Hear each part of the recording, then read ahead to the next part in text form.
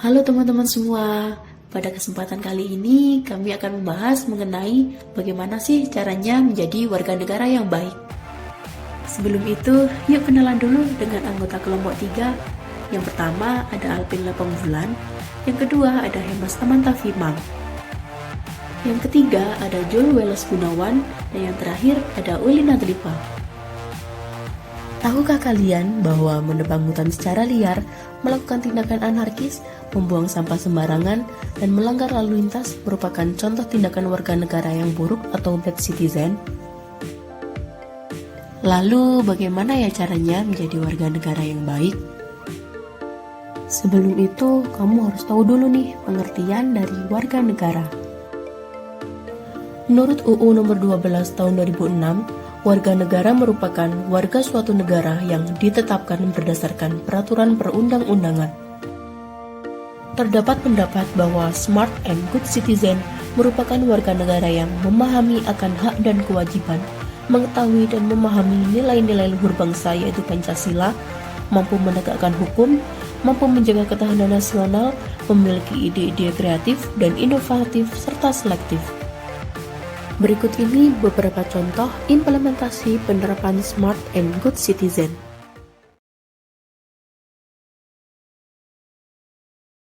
Warga negara tentunya memiliki hak dan kewajiban dalam kehidupan berbangsa dan bernegara. Kewajiban berarti hal yang harus dilakukan yang pastinya bersifat memaksa. Salah satu kewajiban sebagai warga negara yaitu membayar pajak. Kewajiban membayar pajak utamanya diatur dalam pasal 23A Undang-Undang Dasar 1945 yang berbunyi, pajak dan pungutan lainnya bersifat memaksa untuk keperluan negara diatur dengan undang-undang. Menurut Undang-Undang Nomor 16 Tahun 2009, didefinisikan bahwa pajak adalah kontribusi wajib kepada negara yang terutang oleh orang pribadi atau badan yang bersifat memaksa berdasarkan undang-undang dengan tidak mendapatkan imbalan secara langsung dan digunakan untuk keperluan negara bagi sebesar-besarnya kemakmuran rakyat. Sebagai warga negara yang baik, kita juga harus menaati peraturan dan hukum yang berlaku, seperti halnya menaati rambu-rambu lalu lintas dan menggunakan helm saat mengendarai motor.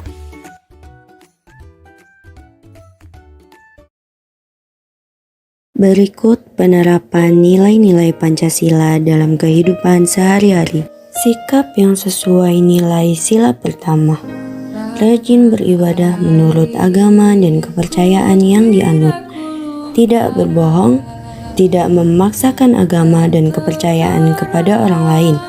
Mempersilahkan teman untuk melaksanakan peribadahan, tidak mengganggu orang lain yang sedang beribadah, dan tidak menghina agama serta kepercayaan yang berbeda. Sikap yang sesuai nilai sila kedua. Tidak membeda-bedakan orang dan memiliki sikap tenggang rasa. Sikap yang sesuai nilai sila ketiga. Menggunakan bahasa Indonesia yang baik dan benar, merasa bangga sebagai bangsa Indonesia, serta mengembangkan dan melestarikan budaya bangsa Indonesia. Sikap yang sesuai nilai sila keempat. Menggunakan hak pilih dalam pemilu.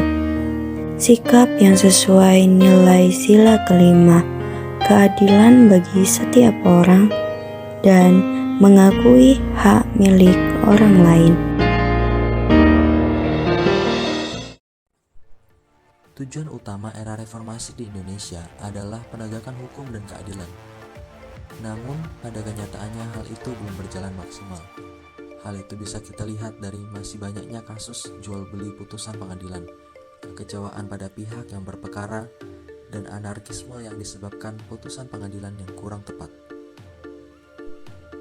Ada beberapa hal yang dapat kita lakukan sebagai warga negara yang baik untuk turut andil dalam penegakan hukum di Indonesia, seperti pendidikan karakter, praktik penegakan hukum yang tidak memihak, yang bisa kita mulai dari diri kita sendiri dengan cara adil dimulai dari hal-hal yang kecil, kemudian pemberian bantuan hukum, serta memberikan apresiasi bagi aparat penegak hukum. Ketahanan nasional sudah menjadi tanggung jawab yang harus diperjuangkan oleh seluruh rakyat Indonesia sesuai dengan kapasitasnya masing-masing. bukan hanya oleh Kementerian Pertahanan, Tentara Nasional Indonesia, dan Polisi Republik Indonesia saja. Sesuai dengan amanat UUD 1945 pasal 30 ayat 1 yang berbunyi, tiap-tiap warga negara berhak dan wajib ikut serta dalam usaha pertahanan dan keamanan negara, dan ayat 2 yang berbunyi, usaha pertahanan dan keamanan negara dilaksanakan melalui sistem pertahanan dan keamanan rakyat semesta oleh Tentara Nasional Indonesia dan Kepolisian Negara Republik Indonesia, serta kekuatan utama dan rakyat sebagai kekuatan pendukung. Maka rakyat, TNI, dan Polri harus bersatu padu untuk menjaga dan mempertahankan ketahanan nasional. Globalisasi yang masuk ke Indonesia dapat memberi dampak negatif yang akan memunculkan ancaman bagi ketahanan nasional. Pada zaman dahulu, ancaman yang muncul adalah agresi militer atau peperangan. Akan tetapi sekarang, ancaman berupa agresi militer sudah sangat berkurang dan bisa beralih ke bidang lain, seperti politik, sosial budaya, atau yang lainnya. Karena itu, kita sebagai rakyat tentu harus mengambil upaya yang baik untuk mengatasi dan meminimalisir ancaman negatif yang muncul dari globalisasi ataupun hal lain yang dapat mengancam ketahanan nasional. Hal-hal yang dapat kita lakukan untuk mengatasi ancaman tersebut adalah selektif dalam membaca atau menerima berita dan tidak terlalu terpengaruh dengan berita yang ada di media sosial, karena pada era globalisasi setiap orang bisa menyebarkan berita tanpa mengetahui keberadaannya. Bisa jadi yang disebarkan adalah berita bohong atau hoax. Kemudian kita harus menyaring budaya yang masuk dan memilih yang cocok dengan budaya bangsa Indonesia, serta mengembangkan diri seperti disiplin dan kerja etos yang tinggi. Kemudian membeli dan mencintai produk Indonesia agar produk lokal tidak kalah saing dengan produk luar dan membantu perekonomian sosial. Dan yang terakhir, yaitu bijak dalam menggunakan teknologi dan media sosial.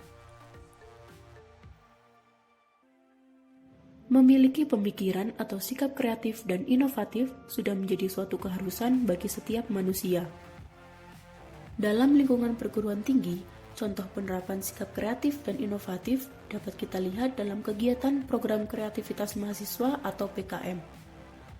PKM atau program kreativitas mahasiswa adalah suatu program yang bertujuan untuk meningkatkan kualitas mahasiswa di perguruan tinggi. Program kreativitas mahasiswa bertujuan untuk memberi ruang bagi mahasiswa untuk menyalurkan kreativitas serta memfasilitasi potensi mahasiswa untuk mengkaji, mengembangkan, dan menerapkan ilmu serta teknologi yang dipelajari di bangku kuliah kepada masyarakat luas. Berikut ini contoh video kegiatan program kreativitas mahasiswa yang diikuti oleh mahasiswa Universitas Negeri Malang. Baik kami untuk bangsa, dengan bangga kami persembahkan Reborn Hypat, inovasi alat tangkap ramah lingkungan dengan teknologi hybrid fish attractor berbasis perikanan berkelanjutan bagi kelompok nelayan Joko Tole, Kabupaten Sumeneb. Cara kerja Reborn Hypat. Pertama, nelayan akan meletakkan Reborn Hypat di tengah laut, kemudian alat tersebut akan ditinggalkan selama 1 minggu. Dalam rentang waktu tersebut, ijuk akan ditumbuhi beberapa fitoplankton yang menyebabkan ikan mendekat, dan rangsangan cahaya warna hijau akan membuat ikan berkumpul.